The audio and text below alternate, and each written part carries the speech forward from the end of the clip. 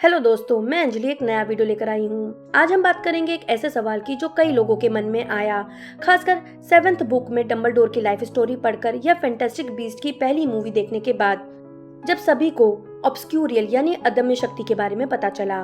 सवाल आता है कि जैसा एक्सप्लेन करा गया है कि जब किसी विजर्ड या विच के साथ बचपन में कोई हादसा हो जाए या किसी रीजन से उनके मैजिकल पावर को सप्रेस करने या उसे दबाने की कोशिश करी जाती है तो वो पावर अनस्टेबल हो जाती है और वो विजर्ड या विच एक ऑब्सक्यूरियल बन जाता है, जैसा एरियाना यानी डंबलडोर की बहन के साथ हुआ था या फिर हमें फैंटास्टिक बीस्ट सीरीज में देखने को मिला था जो क्रेडेंस के साथ हुआ था।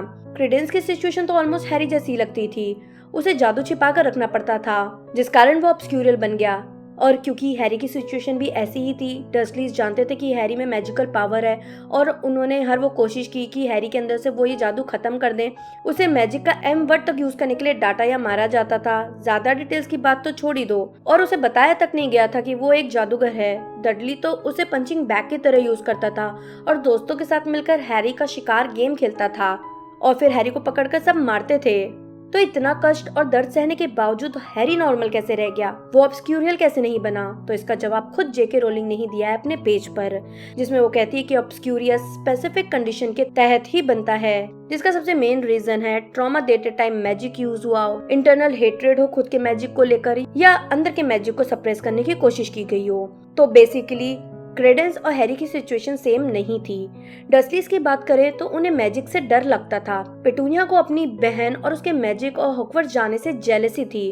उसकी नफरत मैजिक से नहीं थी बल्कि उसे जेलसी थी ऐसी स्किल्स को लेकर जो उसके पास नहीं थी, और जिस स्किल्स के कारण उसके पेरेंट्स उसकी बहन को ज्यादा पसंद करते थे जैसा उसे फील होता था। इसलिए वो और वर्नॉन हैरी के साथ भयंकर बिहेव करते थे, इस उम्मीद में कि उसकी इन अजीब हरकतों को वो बंद करवा देंगे और एक दिन जादू का यूज न करने से हैरी के अंदर के जादू करने की एबिलिटी अपने आप गायब हो जाएगी। इसलिए उन्होंने हैरी को कभी नहीं बताया कि उसके पेरेंट्स जादूगर थे, जिस कारण हैरी को ये भी कभी नहीं पता चल पाया उनके साथ रहते समय कि वो एक जादूगर था, जिस कारण उसे अपने इस पावर पर कभी शर्म नहीं आई या उसे डरना नहीं पड़ा।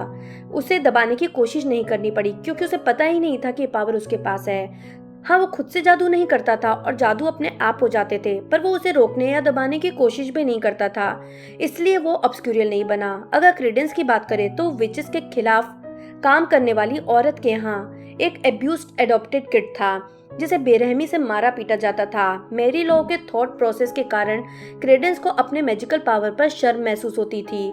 वो औरत पूरा कैंपेन चला रही थी विचेस और विजर्ड के खिलाफ, इसलिए क्रेडेंस ये शो नहीं कर सकता था कि वो विजर्ड है, जो कि वो अच्छे से जानता था। इसलिए वो अपने जादू को दबा कर रखता था, जिसका रिजल्ट हुआ कि वो ऑब्सक्यूरियल बन गया। एरियाना की बात करें, उस पर 3 मगर लड़कों ने हमला किया था जब वो बहुत छोटी थी और उसका जादू पर कंट्रोल नहीं था, और उसने गलती से उन लड़कों के आगे जादू यूज कर लिया था। उन लड़कों ने उस पर अटैक कर दिया था और फिर से जादू यूज करने को कहा, जिस कारण वो इतनी ज्यादा मेंटली ट्रॉमेटाइज हो गई कि कहीं जादू का यूज करने से कोई उस पर फिर से अटैक ना कर दे। उसने अपने इस जादू को सप्रेस करना शुरू कर दिया। या दूसरा रीजन ये भी हो सकता है कि उन लड़कों ने उस पर अटैक किया और वो खुद इतनी ट्रॉमेटाइज हो गई कि उसका मैजिक अनस्टेबल हो गया, जिसका रिजल्ट ये हुआ कि वो ऑब्सक्यूरियल बन गई।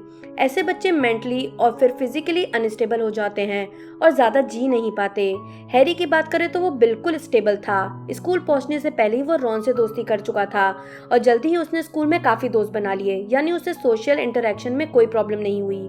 वो मेंटली बिल्कुल फिट था। फिजिकली वो कपबोर्ड में रहने के कारण नॉर्मल बच्चों से थोड़ा दुबला पतला और कम हाइट का था, पर वो बहुत फुर्तीला और एक्टिव था। वो किसी बड़े ट्रॉमा से नहीं गुजरा था। अपने पेरेंट्स की डेथ देखना एक बिग ट्रॉमा हो सकता था, पर उसे समझने के लिए वो उस टाइम बहुत छोटा था, इसलिए वो पूरी तरह से स्टेबल था। और सबसे बड़ी बात, उसे खुद पर शर्म नहीं होती थी, बल्कि इसके अपोजिट वो एक कॉन्फिडेंट और खुद पर भरोसा करने वाला बच्चा था। वो पहले से ही मानता था कि डडली और बाकी के रिलेटिव ही मूर्ख थे, वो बिल्कुल ठीक है और उसके आसपास होने वाली अजीब चीजें अपने आप होती हैं। उसे कभी रियलाइज ही नहीं हुआ कि ये अजीब चीज उसके जादू के कारण हो रही है और वो खुद ये अनजाने में कर रहा है। वो इसे बस बैड लक या आंखों का धोखा या ऐसे ही कुछ मान लेता था। इसलिए क्योंकि वो ट्रॉमेटाइज या मेंटली अनस्टेबल नहीं हुआ, वो ऑब्सक्यूरियल नहीं बना। तो दोस्तों, ये थी बात कि हैरी क्रेडेंस या एरियाना की तरह ऑब्सक्यूरियल क्यों नहीं बना।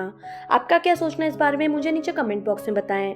अगर वीडियो पसंद आया तो लाइक और शेयर जरूर करें। मैं जल्दी नई वीडियो के साथ वापस आऊंगी, तब तक के लिए बाय बाय।